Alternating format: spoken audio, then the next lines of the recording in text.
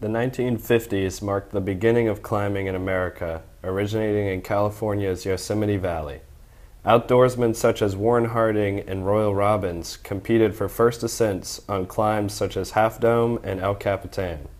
Since then, style of climbing has seen many changes through the eras of the Stone Masters and the Stone Monkeys. The competition aspect has also evolved, with climbing competitions becoming more prevalent. 20 years ago, one would have to drive a few hours to actual rocks if they wanted to climb. Now, you can drive 20 minutes to the local climbing gym. As of 2015, there are 436 rock climbing gyms nationwide, and the numbers have increased since then. Because of the recent spike in the number of climbing gyms, people of all ages are getting involved. There are climbers now doing things that have never been done before, like Alex Honnold free solo climbing Half Dome in Yosemite, nearly 5,000 feet above the valley floor. Or Chris Sharma and Adam Andra exploring uncharted climbing territory and climbing routes that are arguably the most difficult in the world.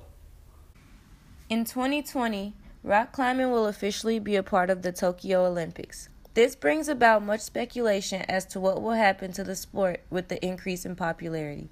We went to Upper Limits Downtown Rock Climbing Gym to see what their thoughts on the topic were. My name is Andy Larimer.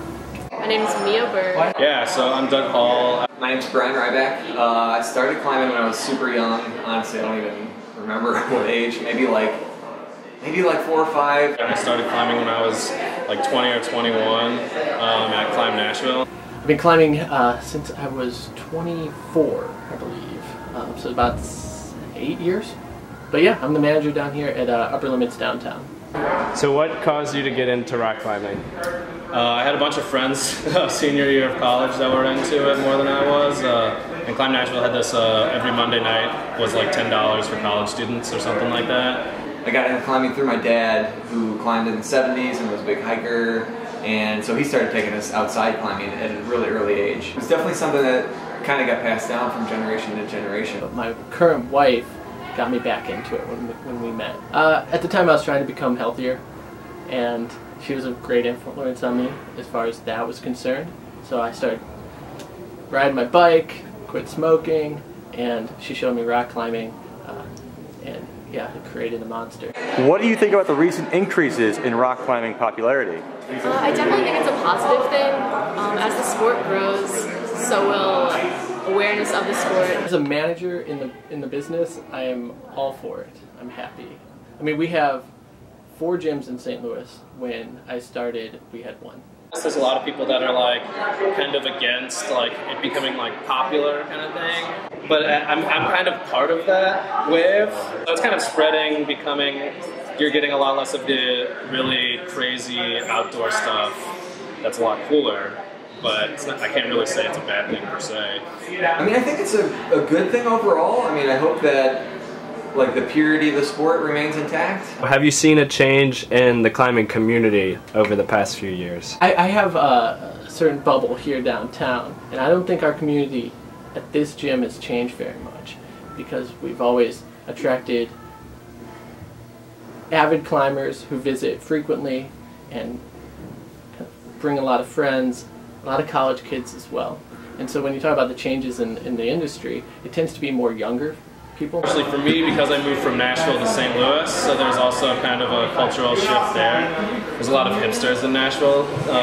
There's quite a few of them in St. Louis, but I mean a reasonable amount. But there's a ton of hipsters in Nashville. I feel like youth kind of climbing teams have become more of a thing. I meet a lot of people that only climb in the gym, and to me, it's really weird. I've been climbing long enough now to have seen like the sport totally like grow from the outdoor scene to the indoor scene. A few years ago, when there was only really this gym in town, there was just in general too, there was a lot less people climbing, and the community was a little tighter because of that too. Like, I think you find the bell curve, people are climbing a lot stronger than they used to, and I think a lot of that is in part due to the gym. So what do you think about rock climbing going into the Olympics? I think it's the greatest thing ever. It's so cool that people can really this sport, you know, and make it a career. You're going to see a lot more people climbing inside a lot and not climbing outside. I think generally it'll be a good thing because there's always been a competitive aspect to climbing. I think like where we are now in the climbing industry community is, I think things are kind of on their own track. Yeah, I think it'll just continue to boom, the indoor climbing community for sure. You know, the outdoor scene is a little different. I mean, obviously there's going to be, you know, the more people you get in the gym, the more people are going to want to try outdoor climbing. Generally, it'll definitely help the popularity of the sport. It'll bring more people into the sport, which is a good thing. And hope that it's just going to spur on more business for us. That's my biased view as a manager. I think the climber in me likes the fact that it's a fringe lifestyle and it's sort of a fringe sport. There are plenty of people out there who certainly believe that climbing's gotten too big already and would hate to see it become mainstream. If it could affect cities like ours that don't have a huge outdoor mentality, then that's a push in the right direction. So I'm all for it because I would like to see St. Louis take on a little bit more of that that lifestyle and that mentality and that culture. In conclusion, the answer as to how climbing becoming an Olympic sport will affect the community is that nobody really knows for sure. Because climbing is a relatively new sport, there are countless opportunities and ways in which it can possibly evolve. How do you see climbing as a whole 10 years from now? I have my fingers crossed. I'm optimistic that larger climbing community will be a positive for just our culture in this country.